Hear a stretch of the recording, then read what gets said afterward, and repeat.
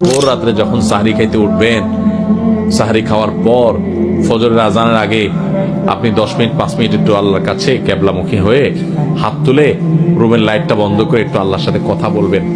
মানুষের সাথে বহুত কথা বলছেন, আল্লাহর সাথে একটু কথা বলে দেখেন।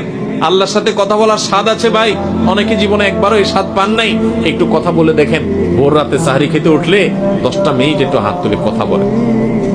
কিভাবে কথা বলবেন? কথা বলবেন এইভাবে, ও আল্লাহ, কত গুনাহ আমি করেছি, কত পাপাচার আমি করেছি, মরতে আমার হবে, তোমার কাছে যাওয়া আমার লাগবে আল্লাহ। শয়তানের প্ররোচনা করেছি, এই রমজান মাস তুমি কত মানুষকে মাফ করে দাও। নবী করিম সাল্লাল্লাহু আলাইহি ওয়াসাল্লাম বলেছেন, ওয়ালিল্লাহি উতাকাউ মিনান নার ওয়া যালিকা ফি কুল্লি লাইলা।